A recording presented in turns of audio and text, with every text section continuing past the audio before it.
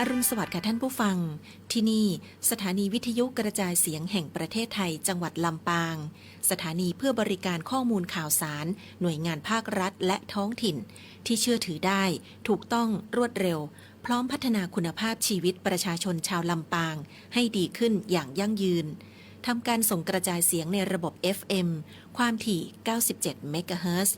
จากอาคารห้องส่งเลขที่420ถนนพหลโยธินตำบลหัวเวียงอำเภอเมืองจังหวัดลำปางตั้งแต่เวลา 5 นาฬิกาถึง 24 นาฬิกาเป็นประจำทุกวันมีนางสาวเดือนอินตะเป็นผู้อำนวยการสถานีช่างเทคนิคประกอบด้วยนายประสานทิมทองนายแหลมเพชรนันตาแสงนายอิทธิพลปวงจันทร์นายภูพิงพงศิริแสนและว่าที่ร้อยตรีอาทิตย์วรรณวารีสำหรับผู้ประกาศประกอบด้วยนางกาญจนาอินทานายบรรหารสุยะนางอัชราพรปวงจันทร์และนางสาวชุติการเหล่าชัยค่ะ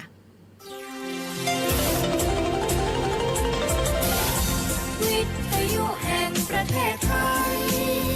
ให้ความรู้คู่ความสุข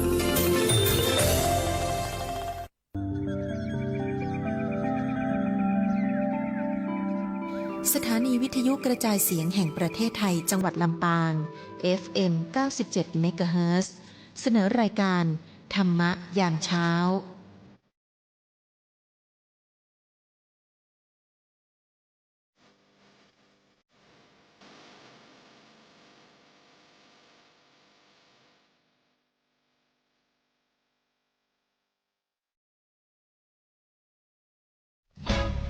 ปานาติปาตาเวรมณีอทินนาทานาเวรมณีกาเมมุสาสุราเม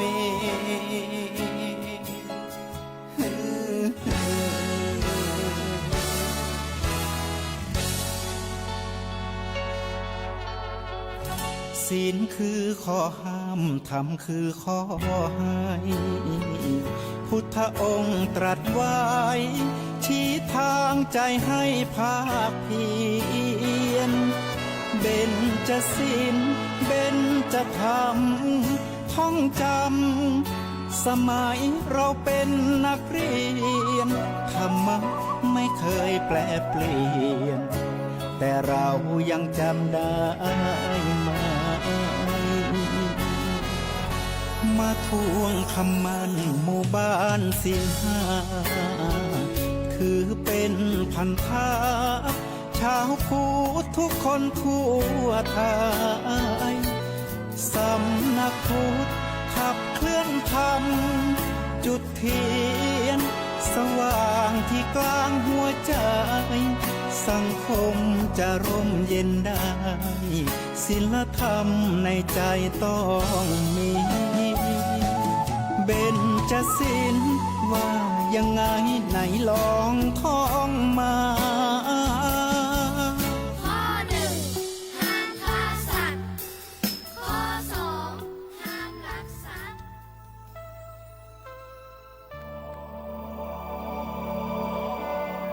สถานีวิทยุกระจายเสียงแห่งประเทศไทยกรมประชาสัมพันธ์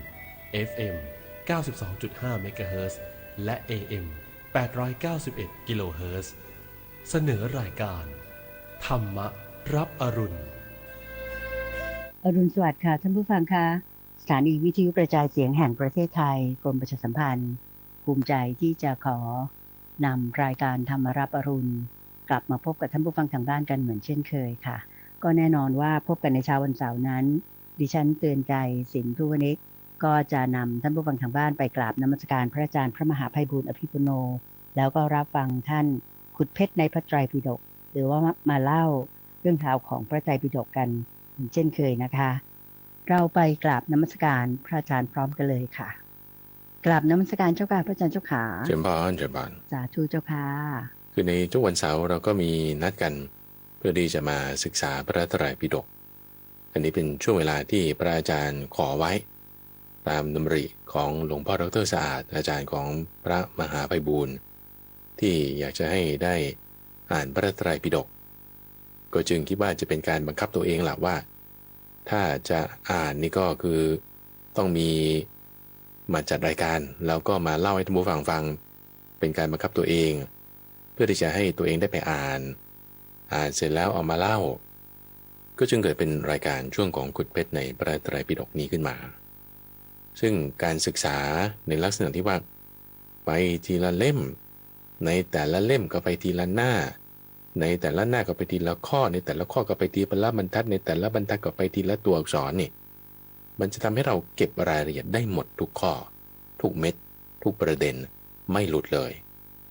เราก็จะเห็นแพทเทิร์นแนวของครูบาอาจารย์ในสมัยก่อนๆที่ว่าท่านได้เตรียมข้อมูลอะไรเป็นมายังไงทำไมท่านถึงจดจำมาเป็นอย่างนี้ความรู้เราก็จะทั้งกว้างแล้วก็จะทั้งลึกเราพอมีความกว้างความลึกประโยชน์นี่จะเกิดขึ้นมาเราพอมีประโยชน์แบบนี้แล้วท่านผู้ฟังก็พยายามศึกษาเอาโดยการใช้เวลาก็หมายความว่าบางทีเราอยากจะไม่ได้มีเวลาอ่านมาล่วงหน้างั้นก็อ่านไปตามหลังก็ได้คือเพราะว่าลักษณะของรายการช่วงวันเสาร์เนี่ยเราจะอธิบายพระอาจารย์จะอธิบายเจ้าค่ะเราก็จะดูจากฉบับการแปลของมหามกุฏราชวิทยาลัยบ้างฉบับการแปลจากมหาจุฬาลงกรณราชวิทยาลัยบ้างฉบับบาลีบ้างภาษาอังกฤษบ้างว่าคำนี้ยังไงจะเป็นลักษณะอธิบายเพราะฉะนั้นบางบทพยัญชนะรูปลักษณะภาษาท่านผู้ฟังก็ไปอ่านเอาเราจะไม่อ่านให้ฟังจะไม่เหมือนช่วงของคลังพระสูตรทุกวันพฤหัสนี่อ่านให้ฟังส่วนขุดเพชรในพระไตรปิฎกทุกวันเสาร์นี่คืออธิบายเพราะฉะนั้นบางทีเราฟังอธิบายไปแล้วเราอาจจะอ่านตามหลังเห็นข้อต่อไปคราวหน้าท่านก็จะพูดข้อนี้แหละงั้นเราอ่านไปก่อนอีกแบบนี้จะทำให้หนังสือที่เรามีความรู้ที่พระพุทธเจ้าได้ถ่ายทอดเอาไว้จะไม่เป็นมลทินจะไม่เป็นหมันว่างั้นเถอะคือถ้าความรู้คำสอนไม่มีใครศึกษานั่นคือเป็นหมันเป็นมลทินไม่ดีเราก็เอามาศึกษาพระอาจารย์ด้วยความดำริการชักชวนของหลวงพ่อก็จึงมาชักชวนคุณเตือนใจชักชวนท่านผู้ฟังต่อไปว่าคำสอนดีๆเราควรมาศึกษาทำความเข้าใจไปทีละลำดับอย่างนี้เอาล่ะในวันนี้เราก็มาถึงข้อ231นี่คือเป็นหมวดวรรคที่ว่าด้วยความเป็นเจ้าอาวาสธรรมะของเจ้าอาวาสในทั้งวรรคนี้เลยทั้ง10ข้อนี้จะพูดถึงเรื่องเจ้าอาวาสอย่างเดียวเลยก็เป็นธรรมะที่เฉพาะเจาะจงคำว่าเจ้าอาวาสคือไม่ใช่เจ้าอารวาสนะคุณเดินใจแต่เป็นอาวาสหมายถึงที่อยู่ที่พักแล้วเจ้านี่ก็คือเป็นผู้ดูแลศัพท์คำนี้คำว่าเจ้าอาวาสหมายถึงผู้ที่ดูแลที่อยู่นั่นเองเป็นใหญ่ในที่นี้เพราะฉะนั้นคำว่าเป็นใหญ่หมายถึงเจ้าเนี่ยไม่ใช่ว่าแบบคุณสั่งการนั่นนี่ทุกคนต้องอยู่ใต้อานัตของฉันไม่ใช่แต่หมายความว่าให้แบบดูแลเนี่ยหมายว่าคุณรับใช้ไงคนที่เป็นผู้นำจริงๆเขาจะไม่ได้คิดว่าฉันเนี่ยสั่งเธอคือไม่ใช่เป็นเจ้านายแบบอายะคือคำว่าเจ้าเนี่ยนะเราต้องแยกคำให้เข้าใจว่าหมายถึงเจ้าแบบเจ้านายสั่งการเหมือนนายทาสอย่างเงี้ยสั่งลูกน้องทำนั่นทำนี่ไม่ทำได้ฉันจะตีเธออันนี้ก็ใช้คำว่าอายะคือเจ้าแบบเป็นเจ้านายแต่อีกความหมายหนึ่งเจ้าที่มาจากคำว่าสามีที่หมายถึงผู้เป็นใหญ่เนี่ยผู้เป็นใหญ่นี่หมายถึงว่าคุณดูแลเช่นสามีดูแลภรรยาไม่ใช่ว่าสามีเป็นใหญ่เป็นเจ้าเป็นนายภรรยาไม่ใช่แต่สามีคือเป็นใหญ่หมายถึงเป็นเจ้าหมายถึงดูแลด้วยความที่ว่าคุณมีความสามารถหรือคุณมีความแข็งแรงหรือคุณมีอะไรที่จะดูแลปกป้องเขาดูแลในที่นี้ก็คือรับใช้นั่นเองเพราะฉะนั้นคำว่าเจ้าอาวาสก็หมายถึงคนที่จะคอยดูแลอาวาสนี้รวมถึงคนที่อยู่ในอาวาสนี้ดูแลทำไมก็เพื่อที่จะให้มีความเจริญในธรรมวินัยนี้ได้จึงแบบพูดเรื่องคุณธรรมของเจ้าอาวาสเอาไว้แต่ต้องคิดแบบนี้คิดเป็นผู้นำต้องคิดแบบนี้คือไม่ใช่คิดเป็นผู้นำแบบคอยสั่งการไม่ฟังใครฉันเก่งฉันรู้ฉันฉลาด เธอต้องฟังฉันคนเดียวไม่ใช่เนาะแต่ว่าคนเป็นผู้นำเขาจะไม่ได้คิดอย่างนั้นอยู่แล้วเขาก็ เจ้า จะคิด ค่ะ ว่าจะรับฟังความเห็นของคนอื่น จะเป็นผู้ที่คอยช่วยเหลือกันดูแลกัน ไม่ใช่ว่าคอยสั่งการอย่างเดียวอย่างนี้นะ อืม อัน เจ้า นี้ ค่ะ คือคำนี้ก่อนแล้วเราก็ไล่ไปทีละข้อไล่ไปทีละข้อ230คือทุกข้อเลยในวรรคนี้10ข้อนี่จะว่าด้วยเรื่องนี้หมดเลยเนาะโดย เจ้าค่ะ ข้อที่คือ231พูดถึงว่าถ้าเป็นเจ้าอาวาสแบบเนี้ยจะได้รับการยกย่อง หรือถ้าตรงข้ามกับแบบที่จะพูดถึง5ข้อเนี้ยจะได้รับการติเตียนไม่ควรยกย่องอะไรที่จะเป็นเหตุให้ไม่ได้รับการยกย่องนี่คือท่านเปรียบเทียบส่วนต่างกันในข้อแรกประการแรกธรรมะ5ข้อก็คือถ้าไม่เพียบพร้อมด้วยมารยาทและข้อวัดต่างๆข้อที่2คือไม่เป็นพหูสูตรไม่ทรงสุตตะหมายถึงไม่ได้ศึกษาคำสอนจำพุทธพจน์อะไรต่างๆไม่ก็ได้ข้อที่3ถ้าเป็นผู้ไม่ประพฤติขัดเกลาไม่ยินดีในการหลีกเร้นข้อที่4ไม่ยินดีในกัลยาณธรรม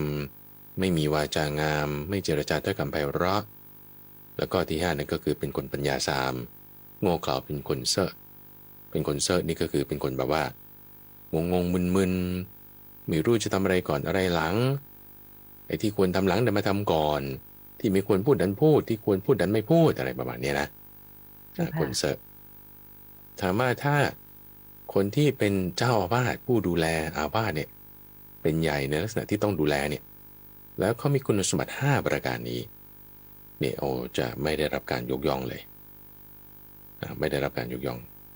แต่ถ้าตรงกันข้ามก็จะได้รับการยกย่องนะยกย่องนี่ก็คือเจ้าอาวาสนี้ดีจังนี่จะได้รับการยกย่องบ้างอย่างนี้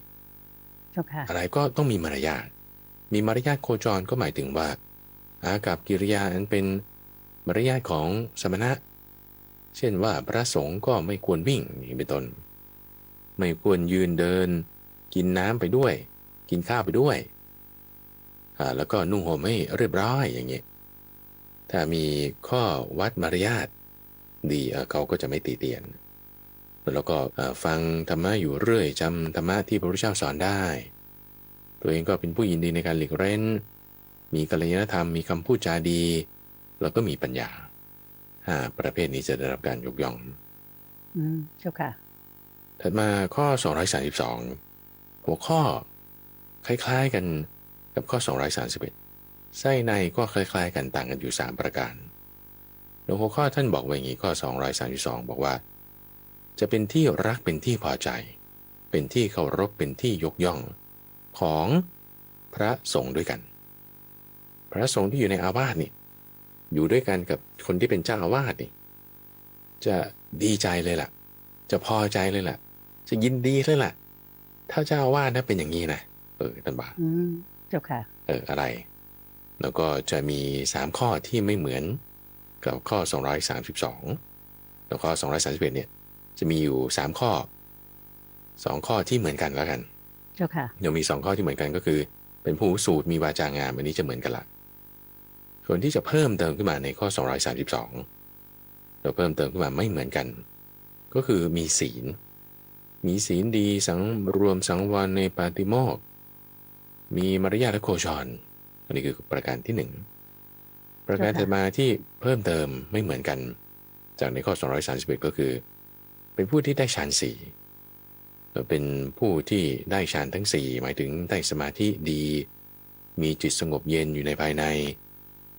และประการที่5นี่คือมีปัญญาถึงขนาดทำให้แจ้งซึ่งเจโตวิมุตติปัญญาวิมุตติให้เกิดขึ้นได้อันนี้คือเพิ่มเติมขึ้นมาเพราะฉะนั้นถ้าเรามาดูไส้ในนะคุณใจนะดูไส้ในนี่ในเปรียบเทียบกันระหว่าง231กับ232หรือว่าในข้อที่เพิ่มเติมขึ้นมาไม่เหมือนกับข้อ231นี่ที่ภาษีนี่มันก็จะมาพอลุ่มอร่วยลงกันในข้อเกี่ยวกับมารยาทของ231ภาษีในข้อ232มันก็จะมาอ้อมแอมลงตรงกันได้กับมีมารยาทมีข้อวัดมีโคจรของ231ฌาน4ก็หมายความว่าคุณยินดีในการหลีกเร้นประพฤติขัดเกลาคุณก็จะได้สมาธิ ส่วนปัญญาไม่ซ้ำไม่โง่เขลาไม่เซ่อก็จะเป็นปัญญาที่ทำให้เกิดเจโตวิมุตติปัญญาวิมุตติก็คือมีความละเอียดลงไปขยายข้อ231ด้วยบทพยัญชนะอื่นเพิ่มเติมขึ้นมาว่าจริงๆมันก็คืออย่างเดียวกันนั่นแหละแต่ใช้บทพยัญชนะอีกอันหนึ่งให้ละเอียดลงไปรัดกุมมากยิ่งขึ้น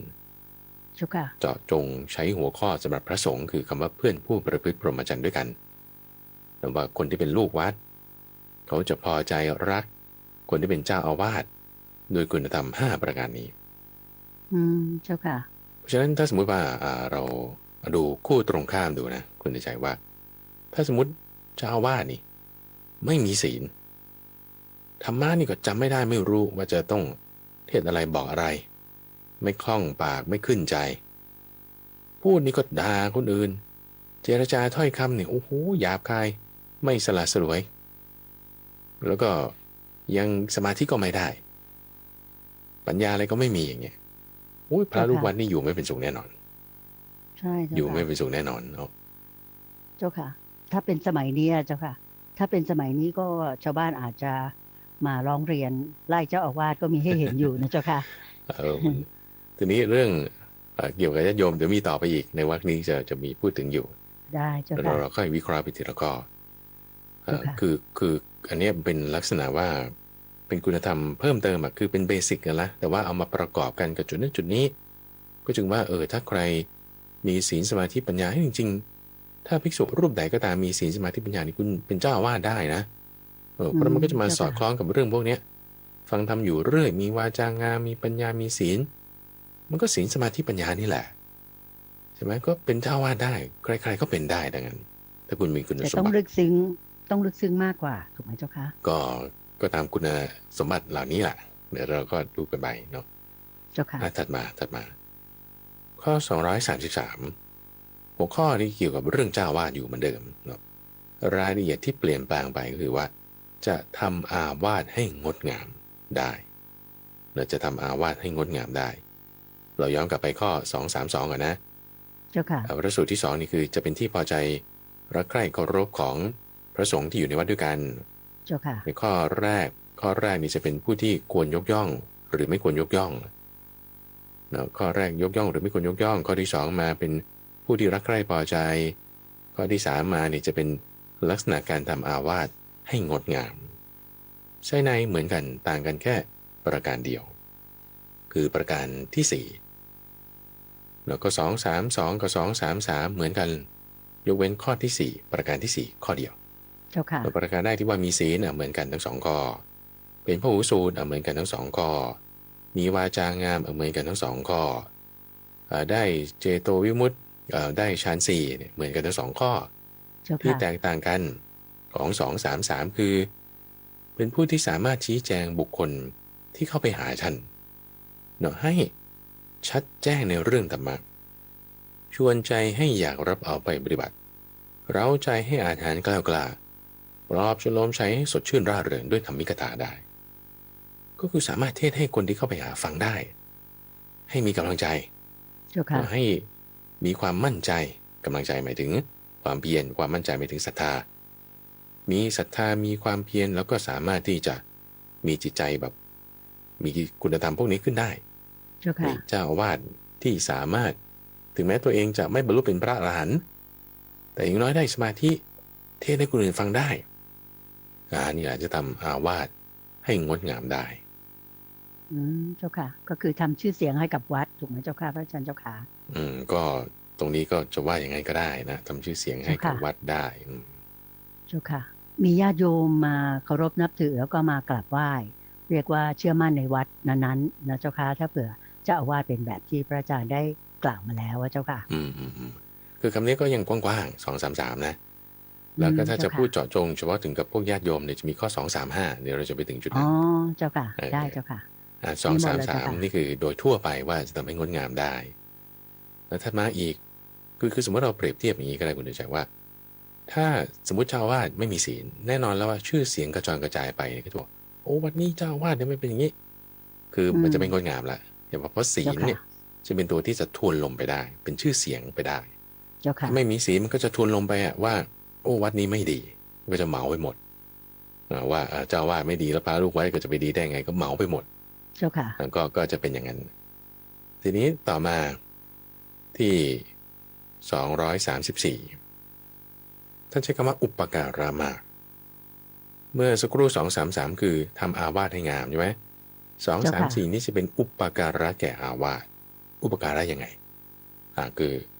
ไฮไลท์เลยคือตรงนี้คือปฏิสังขรณ์เสนาสนะที่ปลักหักพังซ่อมแซมนั่นเองเจ้าค่ะแล้วก็ถ้าว่ามีภิกษุอื่นเข้ามาจากต่างแคว้นต่างแดนเอายังสามารถให้พวกกฤหัสถ์ที่จะซัพพอร์ตเรื่องปัจจัยสี่อันควรแก่สมณะจะบริโภคได้คือถ้ามีภิกษุอื่นมาอาศัยอยู่วัดนี้ท่านก็ต้อนรับได้เนื่องทั้งเรื่องที่อยู่ปัจจัยสี่อะไรที่เหมาะสมอาหารการบริโภคนี่คือเป็นอุปการะแก่อาวาสคือสถานที่มันก็คือเรื่องคนกับเรื่องของนั่นแหละคุณใจสถานที่นะคนที่อยู่ที่นั่นแล้วก็เสนาสนะสิ่งของข้าวของอะไรที่อยู่ที่นั่นอุปการะแก่อาวาสได้ก็คือซ่อมแซมได้ต้อนรับคนได้แล้วนอกจากนี้ที่เหมือนกันก็คือยังมีศีลเป็นพหูสูตรได้ฌานสี่นี่จะทำให้ชื่อว่าเป็นผู้มีอุปการะมากแก่อาวาสนั้นเจ้าค่ะเรามาเปรียบเทียบคู่ตรงข้ามกันดูว่าสมมติว่าวัดเนี่ยโหเก่าแก่เลยแล้วก็ปลักหักพังทรุดโทรมไม่มีใครซ่อมบำรุงอะไรต่างๆพระที่อื่นมาหรือญาติโยมมาเสร็จแล้วมาก็จะอยู่ยังไงแล้วก็ไปที่อื่นวัดนั้นก็กลายเป็นวัดร้างไปเจ้าค่ะมันก็อยู่ไม่ได้แล้วมันก็เป็นวัดร้างไปก็จะไม่เป็นอุปการะมากแก่อาวาสนั้นเพราะฉะนั้นคนที่มาดูแลหมายถึงเจ้าอาวาสนี่ก็ต้องสามารถทำหน้าที่นั้นได้เราจะแบบมาคอยบอกญาติโยมว่าเนี่ยมีภิกษุมาจากต่างแคว้นนะจะต้องทำอาหารเท่านี้เตรียมที่พักอย่างนี้จะให้เขามาศรัทธาจนกระทั่งเขามาปรารณาออกตัวในการให้รับใช้สั่งการได้ตัวเองก็ต้องมีศีลตัวเองก็ต้องมีสมาธิสามารถที่ให้เขาฟังได้มันก็แบบสนับสนุนหนุนกันมาแบบนี้เจ้าค่ะทีนี้เอาข้อ235อีกข้อหนึ่งนะคุณใหญ่แล้วพระอาจารย์อยากจะพูดถึงความสัมพันธ์ระหว่างวัดหมายถึงกลุ่มพระสงฆ์แล้วก็เกี่ยวกับญาติโยมอยากจะให้ฟังข้อ235นี้ด้วยก่อนว่าย่อมอนุเคราะห์ก็เรื่องได้เราภิกษุเจ้าวาดที่มีคุณสมบัติ5ประการต่อไปนี้จะย่อมอนุเคราะห์ก็เรื่องได้คือจะเป็นประโยชน์ต่อญาติโยมได้ก็เรื่องในที่นี้หมายถึงคนที่ยังครองเรือนอยู่ไม่ได้อยู่วัดโอเคไหมเจ้าค่ะคือถ้าเราจะพูดถึงคำว่าเจ้าอาวาสเนี่ยก็ต้องพูดถึงวัดแต่ว่าในสมัยโบราณเนี่ยเขาจะไม่ได้พูดว่าวัดเนี่ยเขาก็จะพูดถึงว่าเป็นป่าเป็นพื้นที่นี้แล้วใครเป็นเจ้าของพื้นที่นี้ก็นาถาบิณฑิกเศรษฐีนั่นแหละหรือไม่ก็อุบาสกอุบาสิกาคนนี้เป็นเจ้าของที่แล้วใครเป็นเจ้าอาวาสคือเจ้าอาวาสไม่ได้เป็นเจ้าของไงเจ้าอาวาสเป็นผู้ดูแลเฉยนะจะอุปการะก็ฤหัสถ์ญาติโยมที่มาอยู่อาวาสนี้ได้ด้วยอะไรบ้าง 1. ให้สมาทานอธิศีลได้คือศีลนั้นยิ่งอธิศีลหมายถึงศีลนั้นยิ่งซึ่งในที่นี้ก็คือตั้งแต่ศีล 5ศีล 8แล้วก็ศีล 10ขึ้นไปนี่ประการที่ 1ให้เขาสมาทานหมายถึงตั้งใจในการที่จะทำตั้งใจในการที่จะปฏิบัติประการที่ 2คือให้ตั้งอยู่ในการเห็นธรรมะคำว่าเห็นธรรมะในที่นี้ก็คือให้มีศรัทธาให้มีปัญญาให้มีสมาธิโอเคนะนี่ประการที่2เจ้าค่ะประการที่3เข้าไปหากระหัตผู้เป็นไข้แล้วให้สติกับผู้เป็นไข้นั้นก็คือไปเยี่ยมเขาเวลาป่วยนั่นเองเจ้าค่ะถ้าญาติโยมหรือกระหัตผู้นั้นป่วยโอเคไหมแล้วผู้เป็นเจ้าอาวาสควรไปเยี่ยมเพื่ออะไรอนุเคราะห์เขาได้ทำไมให้เขาระลึกถึงพระรัตนตรัยแล้วมันดียังไงเจ้าค่ะก็พอเขาระลึกถึงพระรัตนตรัยแล้วตรงนี้แหละเป็นพระสูตรที่เราเคยคุยกันหลายเดือนก่อนแล้วคุณใจที่เจ้าสักยะชื่อมหานามะเนี่ยเคยมาถามพระพุทธเจ้านะว่าถ้ามีอุบาสกผู้เจ็บไข้ได้ป่วยอยู่ อุบาสกอีกคนหนึ่งจะเข้าไปเตือนอุบาสกคนที่เจ็บไข้ได้ป่วยอยู่นั่นน่ะว่ายังไงดีแต่เตือนสติเขาเนี่ยบางทีคนเจ็บไข้ได้ป่วยมันตกใจเจ้าค่ะคือคุณไปหาหมอเสร็จปุ๊บหมอบอกคุณเป็นมะเร็งขั้น 4ตกใจเจ้าค่ะตกใจแล้วบางทีลืมไปแล้วทำไงเดี๋ยวก็ด่าคนนั้นบ้างเดี๋ยวก็อารมณ์เสียบ้างกลุ้มใจบ้างนั่นนี่เดี๋ยวต้องมีการเตือนสติกันว่างั้นให้ตั้งอยู่ในธรรม4ประการนี้นะคือ1พระพุทธ2พระธรรม3พระสงฆ์4ศีลโสตาปริยังก็4นี่คือหมวด4ที่เราได้เคยคุยกันไปเจ้าค่ะว่าอุบาสกผู้มีปัญญาจะเข้าไปเตือนอุบาสกผู้มีปัญญาที่ป่วยอยู่ด้วยธรรมะ4ประการนี้โสตาปริยังก็4อันนี้มาซ้ำอีกครั้งหนึ่งเอาเฉพาะหัวข้อนะว่าถ้าเขาป่วยคุณก็เข้าไปเตือนสติเขาก็แล้วกันว่าให้ระลึกถึงพระพุทธพระธรรมแล้วก็พระสงฆ์นอกจากนี้เรายังสามารถไปบอกได้ว่าเนี่ยมีภิกษุจากต่างแคว้นมานะมาถึงแล้วให้พวกท่านได้ทำบุญเป็นสมัยที่ควรทำบุญคำว่าสมัยนี่คือหมายถึงเป็นการที่เหมาะสมอย่างช่วงนี้เป็นสมัยที่ว่าจะมีการละทานคือสมัยแห่งการทำทานนั่นคือบุญกฐินเจ้าค่ะเป็นบุญกฐินที่จะเป็นเฉพาะเวลานี้เท่านั้นหลังจากออกพรรษาถูกต้องหลังจากพรรษาเป็นกาลสมัยที่ควรจะทำทานก็สามารถบอกคฤหัสถ์ได้บอกคฤหัสถ์ได้อันนี้ไม่ใช่การขอนะคุณใจแต่เป็นการบอกทางสวรรค์ให้บอกบุญนะเจ้าค่ะถูกต้องบอกบุญคือบอกทางสวรรค์นั่นแหละเจ้าค่ะเราเป็นหน้าที่1ใน6อย่างของพระสงฆ์อยู่แล้วที่จะห้ามเสียจากบาปให้ตั้งอยู่ในความดีแล้วก็นอกจากนี้ก็ยังให้ชี้ทางสวรรค์คือลักษณะของการขอเนี่ยก็จะบอกไปเลยว่าต้องการสิ่งนี้ขอเนี่ยขอได้นะถ้าบอกว่าผู้นั้นก็รัดคนนั้นเขาปวารณาไว้ในเคสนี้ก็จะต้องหมายถึงว่าก็ฤหัสที่เราจะอนุเคราะห์เขาเนี่ยเขาก็ต้องได้ปวารณาเอาไว้ด้วยเหมือนกันเราว่าในเรื่องเกี่ยวกับความเป็นอยู่เนี่ยท่านสามารถบอกได้นั่นนี่โน่นอะไรเงี้ยก็เข้าไปหาเขาบอกได้นี่คือประการที่3คือในประการที่3เนี่ยมี2ส่วนนะส่วนที่ว่าเจ็บไข้ได้ป่วยก็ไปเยี่ยมส่วนที่ว่ามีงานบุญเป็นการสมัยแล้วก็บอกให้เขาทราบอย่างนี้2ส่วนข้อที่3ถัดมาข้อที่4ก็ให้บริโภคอาหารที่เขานำมาถวายให้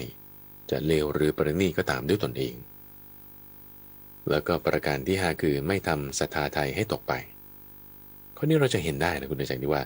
ประเทศไทยเราเนี่ยมักจะมีค่านิยมว่าเวลาไปวัดเนี่ยฉันทำกับข้าวไปให้พระนะเสร็จแล้วนี่พระต้องฉันให้ฉันนะต้องกินให้ฉันนะแบบว่าฉันต้องเห็นนะว่าเอาเข้าปากไปแล้วเคี้ยวกึบกลืนลงไปด้วยจะรู้สึกว่าได้บุญนะเจ้าค่ะพระต้นสายของเราซึ่งทั้งในพระไตรปิฎกนะคุณเดินใจพระอาจารย์จะบอกว่ามีข้อนี้ข้อเดียว2 3 5ประการที่4ข้อนี้ข้อเดียวที่แบบว่าพระพุทธเจ้าจะเจาะจงว่าคือคุณกินให้เขาเห็นซะดีจังเจ้าค่ะพระคุณกินให้เขาเห็นซะคือถ้าปกติที่อื่นพระวินัยเนี่ยจะไม่ได้พูดถึงเรื่องนี้เลยนะคือจะพูดว่าโภชเนมัตตัญญุตานะโภชเนมัตตัญญุตาคือรู้ประมาณในการบริโภคเช่นถ้าคุณอิ่มแล้วคุณก็ไม่ต้องกินแต่ว่ามีแค่เฉพาะข้อนี้ข้อเดียวนั่นเองทำให้มันนึกถึงว่าคือบางทีจะว่าเป็นการเอาใจญาติโยมมันก็ใช่นะคุณใจแต่นี่คืออนุเคราะห์ให้เขามีศรัทธาตั้งอยู่ได้ใช่เจ้าค่ะเป็นลักษณะการอนุเคราะห์ด้วยใจอันงามเจ้าค่ะลักษณะที่ว่าทำศรัทธาให้ตกไปเป็นยังไงก็คือข้อ4ข้อ5เนี่ยมันจะเนื่องกันอย่างเช่นว่าคุณรับของคฤหัสถ์คนนี้มาสมมติพระสงฆ์รูปหนึ่งเป็นเจ้าวาดนะเจ้าค่ะรับของคฤหัสถ์คนนี้มาเสร็จปุ๊บแล้วก็เอาไปเททิ้งคือไม่ได้เอาไปใช้ในสิ่งที่มันควรจะต้องใช้ตามนั้นเอาไปให้คนอื่นเอาไปเททิ้งไม่ได้ใช้เองหรือเอาไปใช้ผิดวัตถุประสงค์อันนี้คือจะถือว่าเป็นผู้ทำศรัทธาไทยให้ตกไปเคสมีอย่างเช่นพระภิกษุรูปหนึ่งรับอาหารมาจากชาวบ้านแล้วก็เอาไปให้พ่อแม่ตัวเองพวกภิกษุอื่นเนี่ยโจทย์กันเลยว่าเนี่ยทำไมท่านทำศรัทธาไทยให้ตกไปหมายความว่าเขาถวายให้ท่านนี่คือให้ท่านได้จะต้องกินนะแต่ท่านทำไมไม่กินเราไปให้คนอื่นกินมันไม่ถูก เจ้า นี่ ค่ะ คือการทำศรัทธาให้เขาให้ตกไปอันนี้พระพุทธเจ้าก็จึงบอกว่าสำหรับเจ้าอาวาสนะถ้าคุณจะอนุเคราะห์คฤหัสถ์เนี่ยก็ทำตรงนี้ได้ เจ้าค่ะ เพราะฉะนั้นหรือถ้าเอาไปใช้ในลักษณะผิดวัตถุประสงค์หรือผิดวัตถุประสงค์เช่นปัจจัย4มูลค่าเท่านี้สำหรับสร้างกุฏิแบบนี้แต่ว่าไปซื้ออาหารมาเลี้ยงพระในเวลาที่ขาดแคลนอาหารบางทีใช้ผิดวัตถุประสงค์แล้วก็ถ้าเจ้าศรัทธาหมายถึงคนที่บริจาคเขาทราบเขารู้ก็จะทำให้ศรัทธาเขาตกลงไปได้เจ้าค่ะ ก็ไม่ควรมันก็ควรจะทำตามที่เป็นวัตถุประสงค์ของผู้นั้นหรือไม่ก็ให้ใช้ประโยชน์หรือไม่ก็ต้องคุยกันก่อนว่าจะให้ทำยังไงอะไรอย่างนี้ถึงจะเหมาะสมนี่คือลักษณะ5ประการที่จะเรียกว่าอนุเคราะห์คฤหัสถ์ได้ในข้อนี้เราเห็นได้ว่าก็จะมีอยู่2ส่วนนะที่จะอนุเคราะห์คฤหัสถ์ก็คือเรื่องเกี่ยวกับปัจจัย4แล้วก็เรื่องเกี่ยวกับธรรมะปัจจัย4ก็คือรับปัจจัย4โดยเหมาะสมชี้ช่องให้เขาเห็นว่าควรสามารถทำปัจจัย4อะไรยังไงได้แล้วก็ให้เขามีธรรมะตั้งแต่เรื่องของศีลเรื่องของธรรมะอะไรที่ลึกๆซึ้งๆยิ่งขึ้นไปเจ้าค่ะ2 3 5เนาะตัวนี้อยากจะไฮไลท์เพิ่มเติมก่อนที่เราจะไปข้อ2 3 6 2 3 7 2 3 8 2 3 9 2 4 10ซึ่งจะเป็นหัวข้อเดียวกันเลยว่าเหมือนดำรงอยู่ในนรกเหมือนถูกประดิษฐานไว้บนสวรรค์จะเป็นการเปรียบเทียบคู่ตรงข้ามกันเอาตรงส่วนนี้ก่อน5ข้อแรกนะฮะข้อแรกตั้งแต่2 3 1ถึง2 3 5นี่เราจะพูดถึงความที่ว่าเป็นเจ้าอาวาสดูแลอาวาสมันต้องเกี่ยวกับพระสงฆ์ที่อยู่ในอาวาสนั้นแล้วก็เกี่ยวกับญาติโยมที่สนับสนุนอาวาสนี้อยู่จะไม่ได้อยู่คนเดียวแน่นอนพระสงฆ์เนี่ยจะไม่ได้อยู่คนเดียวแน่นอนแล้วก็ดูแลอาวาสต่อให้แบบว่าพระทั้งวัดมีแค่ท่านอยู่รูปเดียวมันก็ต้องมีญาติโยมที่มาเกี่ยวข้องด้วยโอเคไหมมีญาติโยมที่มาเกี่ยวข้องด้วยนี่ก็หมายถึงความสัมพันธ์กันระหว่างวัดกับบ้านคำว่าบ้านนี่หมายถึงหมู่บ้านหรือว่าประชาชนทั่วไปต้องมีความสัมพันธ์กันเคสที่เราจะเห็นได้ชัดเจนก็คือข้อสุดท้าย2 3 5เมื่อสักครู่นี้ว่ารับภัตตาหารไม่ทำศรัทธาให้เขาตกไปเตือนสติเขาได้เราต้องให้อยู่รูปเดียวถ้าจะอนุเคราะห์คฤหัสถ์ได้ก็ต้องทำตามหน้าที่แบบนี้อันนี้คือสอนเจ้าอาวาสเลยนะสอนเจ้าอาวาสเลยล่ะพระพุทธเจ้านะว่าเจ้าอาวาสนี่ถ้าทำหน้าที่เหล่านี้ได้นะจะเป็นที่รักเป็นผู้ได้รับการยกย่องทำให้อาวาสงามมีอุปการะแก่อาวาสนั้นแล้วก็ยังอนุเคราะห์คฤหัสถ์ที่มาสนับสนุนวัดนั้นอยู่ได้จะดีมากจะดีมากจะเห็นว่าพระองค์ท่านละเอียดนะเจ้าค่ะพระอาจารย์เจ้าค่ะแบบสอนจริงๆวันนี้เราออกรายการนี่โยมคิดว่าท่านมีเจ้าอาวาสองค์ใดได้รับฟังนี้ท่านคงจะแบบว่ากระตุ้นใจท่านขึ้นอีกเยอะเลยเจ้าค่ะพระอาจารย์เจ้าค่ะว่ามีหน้าที่แบบนี้นะที่พระพุทธองค์ท่านได้ชี้แนะสั่งสอนไว้เจ้าค่ะนิมนต์เจ้าค่ะอีกประการหนึ่งที่อยากจะไฮไลท์ตรงนี้คุณเตือนใจก็คือว่าคืออย่างปัจจุบันเนี่ยเรามีตำแหน่งเจ้าอาวาสโอเคป่ะเจ้าค่ะตำแหน่งเนี่ยคือคำว่าเจ้าอาวาสเนี่ยถือเป็นเจ้าหน้าที่รัฐเลยนะคุณเตือนใจแล้วถ้าคุณได้รับตราตั้งจากเจ้าคณะตำบลอำเภอหรือจังหวัดอะไรก็แล้วแต่เนี่ยเจ้าอาวาสถือว่าเป็นเจ้าหน้าที่รัฐที่คุณจะต้องดูแลทำหน้าที่ให้ใครเข้าใครออกจัดการนั่นนี่ให้เหมาะสมถ้าคุณทำผิดนี่คุณผิดมาตรา157นะไม่ทำตามมาตรการละเว้นนั่นละเว้นการปฏิบัติเจ้าค่ะใช่อันนี้คือราชการไทยเนี่ยเขาสนับสนุนตามอนุวัตตามพระศาสนาว่างั้นก็เพื่อให้เป็นข้อปฏิบัติทางกฎหมายที่เหมาะสมงั้นก็แต่งตั้งมีตำแหน่งเจ้าอาวาสขึ้นมาโอเคมันมีตำแหน่งนี้ขึ้นมาแต่อย่างไรก็ตามนะคุณใจคือคนที่ดูแลอาวาสคือเราเอาความหมายของคำนี้เจ้าอาวาสเนี่ยคือมันไม่จำเป็นต้องเป็นตำแหน่งนี้ก็ได้ไงเข้าใจปะว่าคุณจะต้องได้ตำแหน่งนี้คุณถึงจะทำหน้าที่เป็นเจ้าอาวาสไม่ใช่ก็พระเล็กพระน้อยธรรมดาก็ช่วยกันดูแลวัดก็ได้นะ อื ใช่ไหม มโยมก็ว่าใช่เจ้าค่ะมอ๋อก็ถ้าคุณช่วยกันดูแลวัดทำความสะอาดทำตามคุณสมบัติเหล่านี้หมดอะคือคุณไม่จำเป็นต้องเป็นตำแหน่งเจ้าอาวาสก็ได้ไงเจ้าค่ะคุณก็เป็นเจ้าอาวาสได้ความหมายคือดูแลวัดได้ดูแลเสนาสนะได้ความหมายคืออนุเคราะห์เสนาสนะอนุเคราะห์คนที่อยู่ที่นั่นได้ดูแลได้ เจ้าค่ะเคยไหมเจ้าค่ะ ซึ่งใครก็ทำได้หมายถึงสมมติถ้าพระอย่างเงี้ยนะพระนี่ก็คือว่าพระน้อยก็ได้พระใหม่ก็ได้พระที่เขาไม่ได้จะแต่งตั้งคุณเป็นเจ้าอาวาสก็ได้อะคุณก็ทำหน้าที่เจ้าอาวาสเนี่ยได้ไงเจ้าค่ะคือไม่ใช่ว่าไปแย่งตำแหน่งกันนะว่าประเทศไทยมันมีตำแหน่งใช่ไหมสมมติว่าถ้าคนได้รับตำแหน่งเจ้าอาวาสจริงๆคุณไม่ทำหน้าที่เป็นเจ้าอาวาสแต่ว่ามีพระอื่นที่เขาจะมาทำหน้าที่เป็นเจ้าอาวาสแต่เขาไม่ได้ตำแหน่งโอ้ย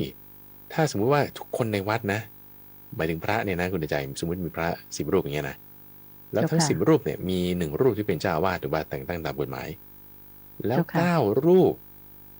รวมทั้งรูปที่ได้รับแต่งตั้งโดย10 รูปที่10เนี่ยปฏิบัติตามคุณสมบัติเหล่านี้หมดเลยมีศีลมีสมาธิมีปัญญาได้ฌาน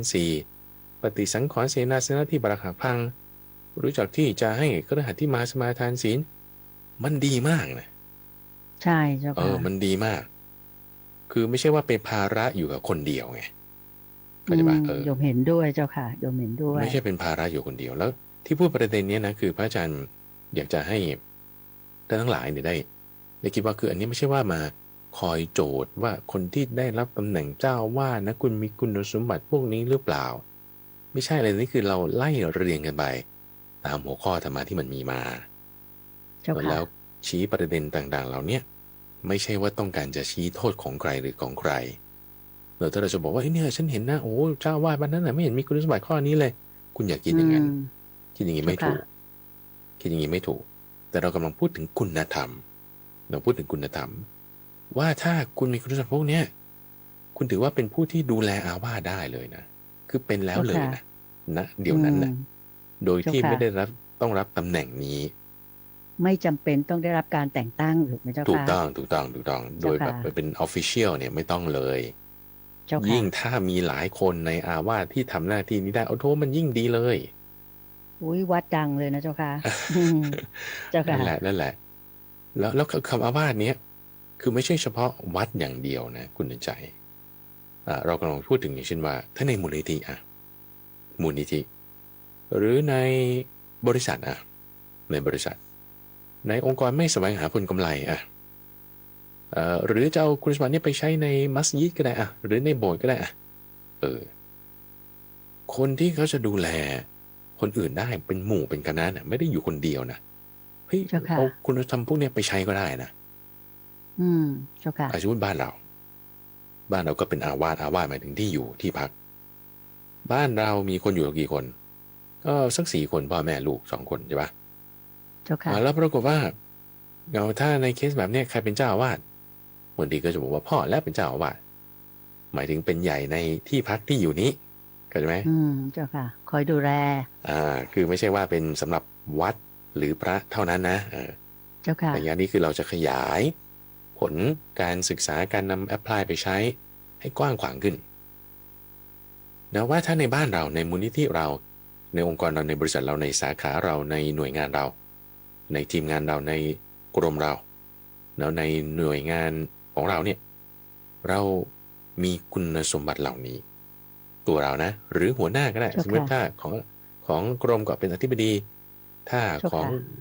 หมู่บ้านก็เป็นผู้ใหญ่บ้านถ้าของครัวเรือนก็เป็นแม่หรือเป็นพ่อบอกว่าถ้ามีคุณสมบัติพวกนี้มีฌาน4มีเป็นหูสูตรมีมารยาทโกจรนะแล้วก็สามารถพูดจาไพเราะได้ให้คนนี่เขาเข้าไปหาแล้วเกิดมีความอาถรรพ์มีกำลังใจซ่อมแซมสิ่งที่เสียหายสึกหรอได้รู้จักบอกบุญรู้จักชี้แจงดีมากนะคุณใหญ่อันนั้นต้องมีความสุขมูลนิธินั้นต้องอยู่กันอย่างร่มเย็นเป็นสุขแน่นอนเจริญก้าวหน้าแน่ใช่เจ้าค่ะแล้วก็ไม่ใช่แค่ว่าต้องเป็นภาระของคนเดียวนั้นที่ได้รับตำแหน่งใช่ไหมล่ะเจ้าค่ะถ้าทุกคนที่อยู่ในหน่วยงานด้วยกันคุณเป็นเลยเจ้าอาวาสนะคุณเป็นเลยโดยการปฏิบัติถูกไหมเจ้าค่ะไม่จำเป็นต้องได้รับตำแหน่งนั่น คุณเป็นเลยคุณช่วยดูแลเสนาสนะนี้เอาคุณช่วยดูแลสถานที่ที่พักที่อยู่นี้เอาช่วยกันช่วยกันนี่มันจะดีเจ้าค่ะคือไม่ใช่ว่าทอดทิ้งให้เป็นภาระของคนที่ได้รับตำแหน่งเจ้าอาวาสเท่านั้นหรือหัวหน้าเท่านั้นคิดอย่างนั้นไม่ถูกเจ้าค่ะคิดอย่างนั้นไม่ถูกคือเอาอานาแล้วคิดว่าอ๋อนี่ฉันไม่ใช่เป็นเจ้าวาดฉันไม่ได้เป็นหัวหน้าฉันก็ไม่ต้องทำอย่าคิดอย่างนั้นคิดไม่ถูกเจ้าค่ะแต่เราทำดิเราทำอย่างสมมติคนที่จะสามารถชี้แจงให้บุคคลอื่นเห็นชัดชวนใจให้อยากรอดไปปฏิบัติเนี่ยเขาจะไม่เป็นคนปล่อยข่าวลือละในองค์กรในวัดบางทีมันมีข่าวลือคนนั้นเป็นอย่างนี้เลยคนนี้เป็นอย่างนั้นเลยคนทำไมเป็นอย่างนี้แล้วนี่จะเป็นอย่างไงต่อไปแล้วก็ยิ่งปั่นกันเข้าไปใหญ่เลยใช่ป่ะเจ้าค่ะไอ้คนที่ขี้ปั่นเนี่ยหมายถึงว่าที่ชอบปล่อยข่าวลือปล่อยใบปลิวอะไรอย่างเงี้ยนะเขาไม่มีคุณสมบัติก่อนนี้ในการที่ว่าจะให้มีปลอบประโลมใจให้สดชื่นร่าเริงไม่ได้ละไอ้คนที่เป็นแบบนี้มันก็เป็นเจ้าวาดไม่ได้เจ้าค่ะจะบอกว่าฉันก็ไม่ได้เป็นเจ้าวาดอยู่แล้วไม่ใช่นะแต่หมายถึงว่าคุณสามารถทำคุณธรรมข้อนี้ได้โดยที่คุณไม่จำเป็นต้องไปรับตำแหน่งนี้เจ้าค่ะแต่ทำสถานที่เนี้ยให้มันน่าอยู่ให้มันงดงามให้มันเป็นที่น่าเคารพน่าพอใจเป็นที่อุปการะได้นะเจ้าค่ะเข้าใจไหมสามารถนำไปใช้ได้จริงโยมเห็นด้วยเจ้าค่ะเห็นด้วยอย่างมากเลยเจ้าค่ะเพราะฉะนั้นท่านผู้ฟังที่ฟังแล้วเนี่ยเราเอาไปแอพพลายใช้ดูสิว่าในบริษัทของเราในหน่วยงานเราอาจจะไม่ได้เป็นหัวหน้านะแต่เราเอาคุณธรรมพวกนี้ไปใช้ปุ๊บนี่เราภายหลังต่อไปหรอกถ้าสมมุติเขาจะแต่งตั้งคนที่จะเป็นหัวหน้านะเขาก็จะต้องดูคุณสมบัติตรงนี้แหละว่าคุณมีคุณสมบัติเหล่านี้ไหมถ้าสมมตินะในบริษัทอย่างเงี้ยนะหรือในหน่วยงานราชการเนี่ยถ้าคุณเดินใจมีลูกน้องที่เขามีคุณสมบัติเหล่านี้แต่เขายังไม่ได้เป็นหัวหน้านะแล้วถ้าตำแหน่งมันมีเปิดขึ้นมาเนี่ยเราก็ต้องเอาคนที่มีคุณสมบัติที่พอจะเป็นหัวหน้าได้มาเป็นหัวหน้าสิใช่ป่ะล่ะใช่เจ้าค่ะมันก็จะมาตอบโจทย์ตรงนี้ไงว่าเราทำก่อนเราสร้างที่อยู่คืออาวาสนั้นให้เหมาะสมให้งดงามให้ได้รับการยกย่องให้ได้รับการอุปการะให้อยู่กันได้อย่างเป็นสุขทุกคนช่วยทำได้ไม่ใช่เป็นภาระของแค่คณะกรรมการหรือเป็นภาระของเจ้าอาวาสหรือเป็นภาระของหัวหน้าอย่างเดียวมันก็ช่วยกันทำได้นั่นเองใช่ไหมเจ้าค่ะสาธุเจ้าค่ะอันนี้ดีมากๆเลยเจ้าค่ะเพราะว่าแน่นอนว่าถ้าเผื่อใครมีคุณธรรมทั้ง5ประการอย่างที่ว่าจะแอพพลายไปใช้ในชีวิตประจำวันหรือในหน่วยงานหรือว่าในบริษัทของเราหรือแม้แต่ในครอบครัวนะเจ้าค่ะโยมคิดว่ามันเป็นแนวทางอยู่แล้วว่าถ้าเผื่อจะมีการแต่งตั้งเนี่ยเขาต้องมองคนที่มีคุณสมบัติดีๆพร้อมจะเป็นผู้นำแบบนี้แหละขึ้นเป็นใหญ่เป็นโตก็คือว่าสนับสนุนคนดีขึ้นมาเจ้าค่ะอันนี้ก็จะเป็นผลที่ตามมาสร้างความสุขความเจริญแก่คนคนนั้นนะเจ้าค่ะเพียงพอเจ้าค่ะถัดมาอาตมาก็เป็น5ข้อสุดท้าย5ข้อสุดท้ายของวันนี้ก็เป็นเรื่องเกี่ยวกับเจ้าวาดเหมือนกันเพราะฉะนั้นพอมาเซกชันหลังนี้นะพระอาจารย์อยากจะให้ท่านผู้ฟังและคุณเดินใจคิดคำว่าเจ้าอาวาสใหม่ตั้งกับคำว่าเจ้าอาวาสเนี่ยใหม่นะว่าไม่ใช่หมายถึงว่าเฉพาะพระสงฆ์ที่ดูแลวัดนะแล้วก็ไม่ใช่ว่าเป็นหัวหน้าที่อยู่ในองค์กรหรือว่าเป็นหัวหน้าครอบครัวไม่ใช่แต่หมายถึงบุคคลที่จะช่วยรักษาสถานที่พื้นฐานหรือว่าหน่วยงานนี้ให้มันน่าอยู่ได้เราดูแลได้นะโอเคให้คิดแบบนี้ใหม่คิดใหม่เนาะไล่ไปตั้งแต่2 3 6หัวข้อเดียวกันเลยเปรียบเทียบคู่แตกต่างระหว่างธรรมะ5ประการที่ตรงข้ามกันนะว่าถ้าไม่ดีนะ5ประการนี้ไม่ดีนะเจ้าอาวาสนั้นเนี่ยย่อมดำรงอยู่ในนรกหรือเหมือนถูกฝังไว้ในนรกแต่ถ้า5ประการที่ดีที่ตรงข้ามกันนะก็จะเป็นเจ้าอาวาสที่ย่อมดำรงอยู่ในสวรรค์เหมือนได้รับอัญเชิญไว้ประดิษฐานในสวรรค์เจ้าค่ะเราต้องแต่2 3 6 2 3 7 2 3 8 2 3 9 2 4 0ใช้คำนี้หัวข้อเดียวกันหมดเลยหมดเลยแต่ไส้ในเท่านั้นที่แตกต่างกันเราไล่กันไปทีละข้อนะทีละประการต้อง5ข้อนี้หัวข้อเหมือนกันเลยนะแต่ไส้ใน5ประการเนี่ยแตกต่างกันบ้างสลับไปสลับมาเหมือนกันก็มีต่างกันก็มี พระอาจารย์จะไฮไลท์ขึ้นไปทีละข้อที่แตกต่างกันก็แล้วกัน ดีเลยเจ้าค่ะ ในอันดับแรก ประการแรกที่จะทำให้เหมือนไปตกนรกก็คือ ไม่พิจารณาไม่ไตร่ตรอง แล้วดันไปสรรเสริญคนที่ควรติเตียนคนที่ควรสรรเสริญปลูกความเลื่อมใสในฐานะที่ไม่ควรเลื่อมใสปลูกความไม่เลื่อมใสในฐานะที่ควรเลื่อมใสแล้วก็ทำศรัทธาไทยให้ตกไปโอเคนี่คือจะไม่ดี เจ้าค่ะ ลักษณะยังไงที่ว่าสรรเสริญคนที่ควรติเตียนเช่นว่าคนนี้เขาแบบว่าผิดศีลหมายถึงว่าเขาให้เงินวัดเยอะ นี่เป็นต้นนะ เจ้าค่ะ เราก็ยกย่องเขาในข้อที่ว่าโอ้เขาเป็นคนดีอย่างนั้นอย่างนี้แต่ว่าเขาผิดศีลนี่นะแต่ไม่คุณไปยกย่องเขา ถ้าจะยกย่องเขาควรยกย่องเขาในเรื่องการให้ทาน ก็ไม่ต้องไปยกย่องเขาในเรื่องศีลเพราะเขาไม่มีศีลอย่างนี้เป็นต้นก็ยกย่องในฐานะหมายถึงสรรเสริญในฐานะที่ควรสรรเสริญแต่ว่าข้อที่ควรติเตียนเขาเราก็อย่าพูดก็ได้ หรือข้อที่ควรติเตียนเขาเราจะไปสรรเสริญนะโอ้ไม่ควรนะไม่ดีนะต้องพิจารณาไตรตรองก่อนนี่ว่าอย่างนี้ เจ้าค่ะ แล้วบางทีเรื่องเล็กๆน้อยๆในข้อที่ว่าไม่เลื่อมใสในฐานะที่ไม่ควรเลื่อมใสในข้อนี้คือหมายความว่าเช่นในบริษัทในบ้านสมมติลูกนี่เกิดไปทำอะไรอย่างหนึ่งที่ดีมากขึ้นมาเช่นวาดเขียนรูปภาพเราใช้สีเขียนบทความก็ได้แล้วก็ไปส่งประกวดแล้วโอ้โหคนชอบได้รางวัลอย่างนี้เป็นต้นได้รางวัลถ้าเราจะปลูกความเลื่อมใสให้เด็กโดยที่ไม่พิจารณาไม่ไตร่ตรองนี่เราก็จะพูดนักศึกษาว่าโอ้เก่งมากเลยเนี่ยต่อไปต้องเป็นอย่างนั้นอย่างนี้คือให้เขาแบบว่าเยินยอสรรเสริญในข้อที่ว่าเขาได้ดีเขาก็จะเพลินไปไงเขาก็จะเพลินไปแต่ถ้าจะพิจารณาไตร่ตรองให้ดีเราควรจะปลูกความเลื่อมใสในข้อที่ว่าเขาใส่ความเพียรลงไปเขาตั้งใจทำมันจึงสำเร็จขึ้นมาได้ไม่ใช่ไปปลูกความเลื่อมใสในข้อที่ว่าเขาต้องได้รับชื่อเสียงต้องได้รับการเยินยอคุณจะเห็นประเด็นในข้อนี้ไหมเจ้าค่ะคุณมีแตกต่างกันนะคือสิ่งที่เป็นเหตุให้คุณได้รับรางวัลเราคือความเพียรความเอาใจใส่การสนใจในรายละเอียดเราต้องให้เขาเลื่อมใสในข้อนั้นแทนที่จะให้เลื่อมใสในชื่อเสียงคำเยินยอที่คนเขาให้เราก็จะไม่ต้องไตร่ตรองพิจารณาให้ดีให้ดีจึงจะควรปลูกความเลื่อมใสในฐานะที่ควรเลื่อมใสได้อย่าไปทำตรงข้ามเจ้าค่ะโอเคแล้วก็ทำศรัทธาไทยให้ตกไปก็ลักษณะที่ว่ารับของมาแล้วเราไม่ได้ไปใช้ตามวัตถุประสงค์ที่เหมาะสมเราไปใช้ในเรื่องอื่นเขาก็จะมีศรัทธาที่ตกลงไปมีประเด็นที่น่าสนใจในที่นี้คุณใจว่าถ้าสมมติเราจะต้องมาคอยประคับประคองศรัทธานะมาคอยประคับประคองศรัทธาของญาติโยมที่มาวัดหรือว่าคนที่อยู่ในองค์กรอย่างนี้ถือว่าแบบว่าเราแบบถ้าประสงค์ก็คือประจบโยมเอาใจโยมอย่างนี้หรือเปล่าโยมว่าไม่อย่างนั้นนะเจ้าค่ะพระอาจารย์ก็ทำไมไม่เป็นอย่างนั้นนะคุณบางคนก็คิดว่าเป็นอย่างนั้นไง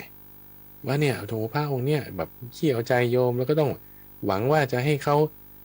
ให้ลาภสักการะเงินทองก็จึงต้องบอกว่าคุยดีๆแล้วก็แบบว่าพยายามเอาใจเขาคือดูผิวเผินบางคนอาจจะคิดไปได้ไง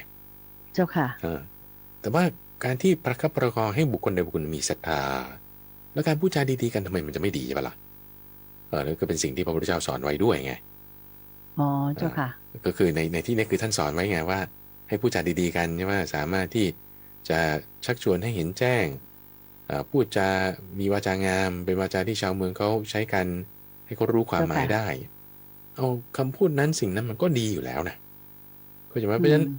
คือถ้าเราจะไปติเตียนด้วยความคิดของเราเองว่าพระรูปเนี้ยขี้ประจบเอาใจโยมคือคุณคิดไม่ถูกคนที่คิดแบบนี้คือคิดไม่ถูกไงเข้าใจไหมแต่ว่าต้องรักษาศรัทธาสิ่งที่ถูกอย่าไปคิดว่าโอ้ยคุณจะต้องแบบคอยอยากจะได้ลาบเขาละสิถึงจะมาคอยพูดดีๆกับเขาพูดคำหวานคำอ่อนอะไรเงี้ย แต่ทำไมกับอีกคนหนึ่งคุณไม่พูดล่ะอะไรเงี้ยมันก็อาจจะทำให้คนคิดไปได้เนาะแต่ว่าในที่นี้คือให้เราเข้าใจถึงคุณธรรมว่าเป็นสิ่งที่ควรทำนะคือในความที่ว่าเพ่งเล็งไปในจุดที่ว่ารักษาศรัทธาอันนี้ถึงจะถูกแต่ถ้าคนพูดเพ่งเล็งไปในจุดที่ว่าอยากจะได้ทรัพย์เขาอันนั้นมันก็ไม่ถูกเห็นไหมคือมีศรัทธาแล้วอาจจะให้ทรัพย์หรือไม่ให้ทรัพย์นั่นไม่ใช่ประเด็นหรอกแต่ถ้ามีศรัทธาแล้วมันจะดีศรัทธานี่เป็นหนึ่งในพละห้าก็ต้องมีแต่ถ้ามีศรัทธาแล้วจะให้หรือไม่ให้นั่นไม่ใช่ประเด็นแต่ถ้าคิดว่ามีศรัทธาแล้วคือจะต้องให้เงินให้ทองหวังเอาตรงนั้นไม่ดีเจ้าค่ะตรงนั้นไม่ดีก็จะต้องมีสมาธิเป็นตัวรักษาจิตของบุคคลที่เป็นเจ้าวาดนั้นที่จะช่วยดูแลอาวาสนั้นให้ดีขึ้นได้เจ้าค่ะอันนี้เราเห็นอยู่เหมือนกันนะเจ้าค่ะในสมัยเนี้ยที่ว่าบางวัดอย่างเงี้ยเจ้าค่ะก็จะมีคำล่ำลือว่าแหมต้อนรับแต่ประเภทโยมที่รวยๆนิดนึงโยมชาวบ้านก็ไม่ค่อยได้รับความสนใจมีการแบ่งชนชั้นว่าอันนี้เข้าใกล้เจ้าอาวาสได้อะไรอย่างเงี้ยเจ้าค่ะอันนี้เขาก็มีพูดมีให้เห็นกันเจ้าค่ะอันนี้ก็ต้องระวังเหมือนกันเจ้าค่ะใช่คือไม่ควรคิดอย่างนั้นนะเพราะว่ามันเป็น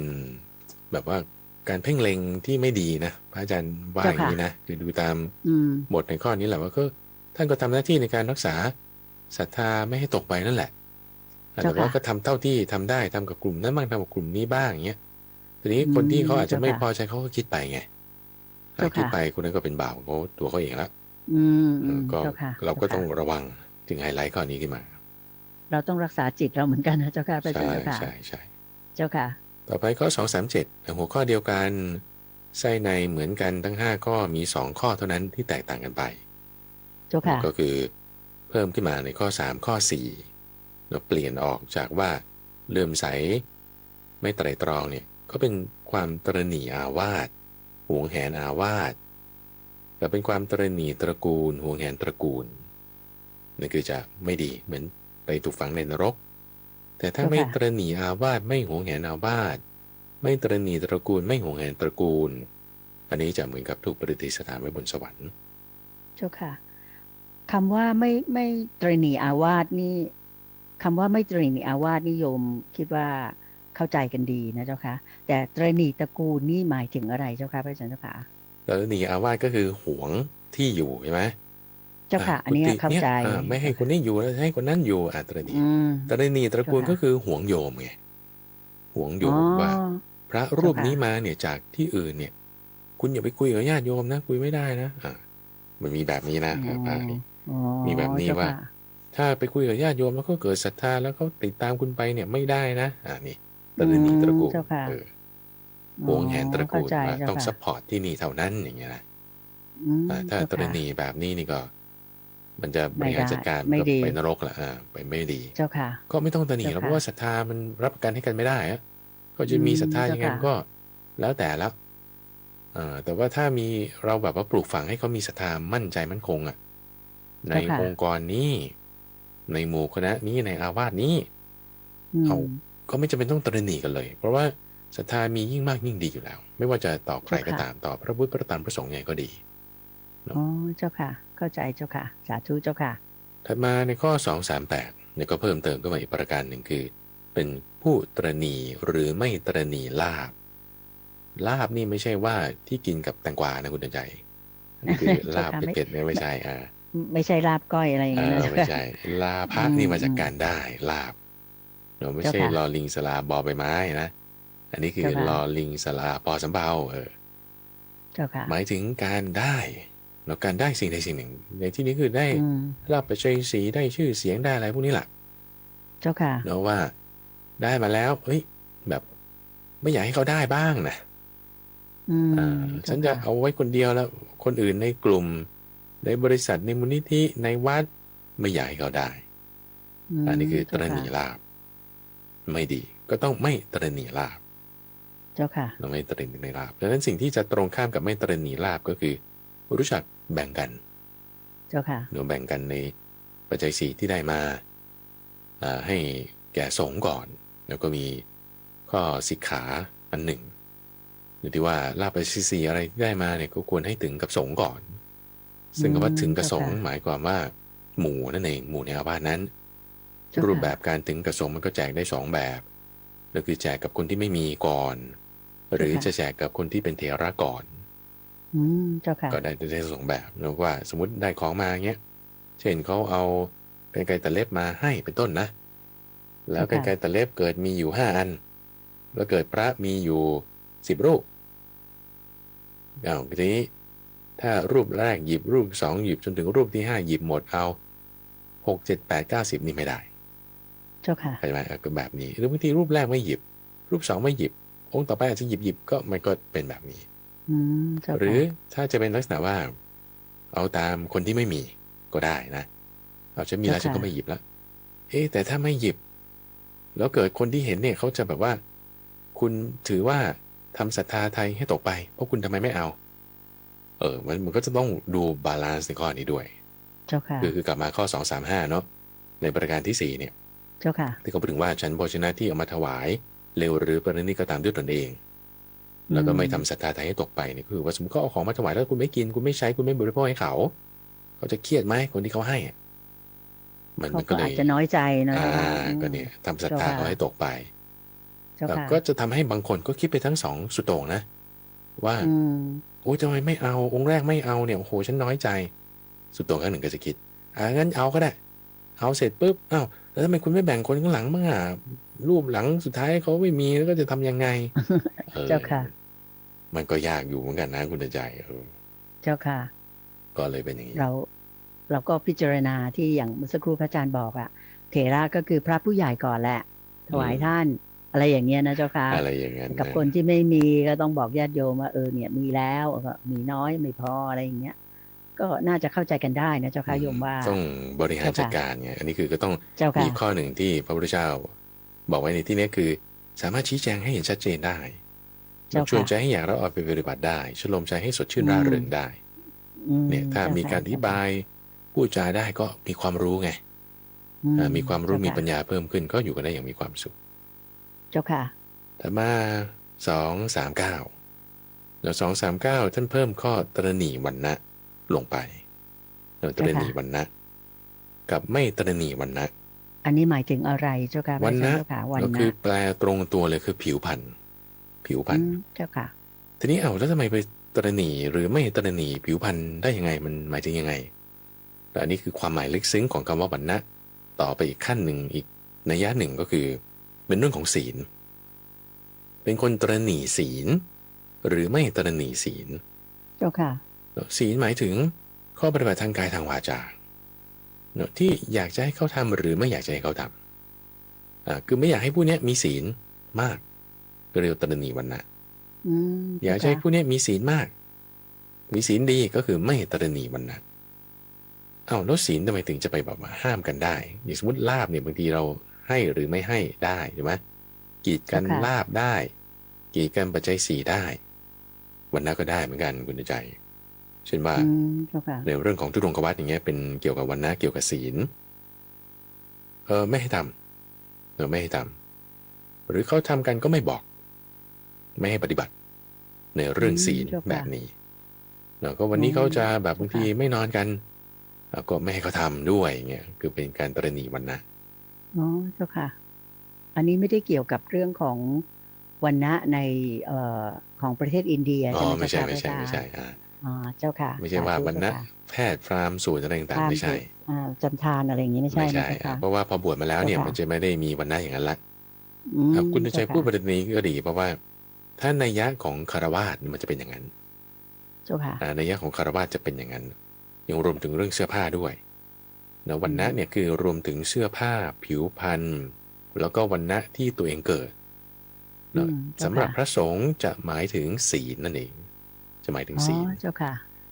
ถ้าเป็นเครือข่ายยังแบบอยู่ในเรื่องของชาติกำเนิดมีวรรณะแบ่งชนชั้นอันนี้คือจะหมายตามนั้นเลยเช่นว่างานเนี้ยเธอไม่ได้เรียนจบโรงเรียนนี้สถาบันนี้ฉันไม่ให้เธอทำหรอกฉันไม่เชิญฉันจะให้เฉพาะคนที่จบจากมหาวิทยาลัยนี้คณะนี้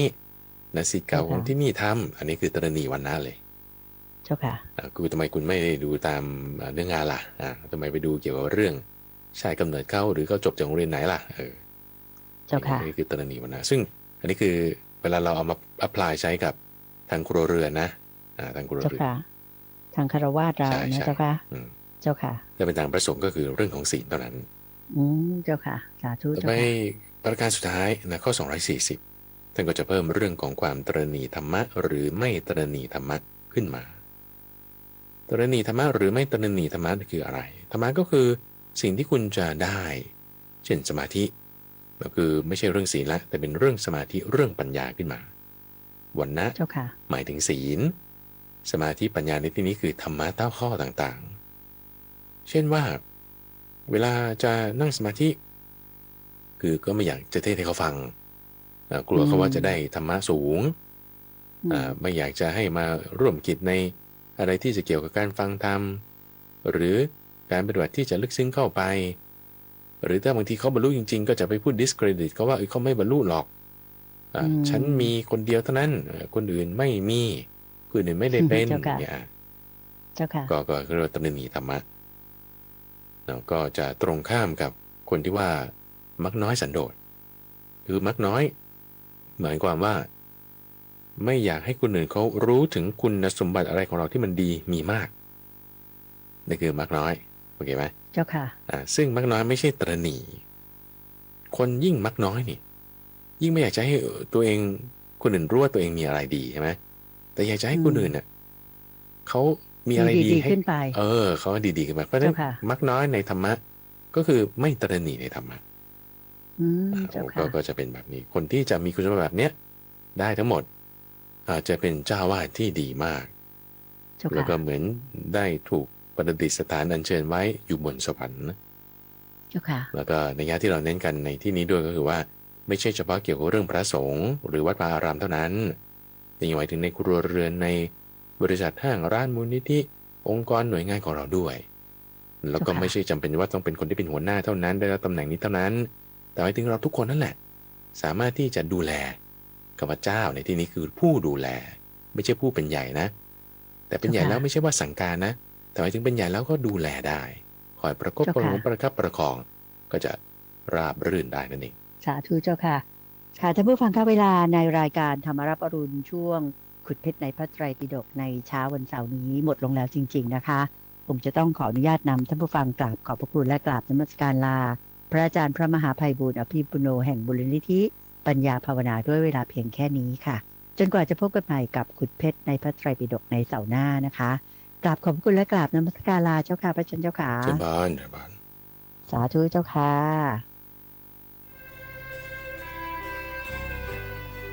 ติดตามรับฟังรายการ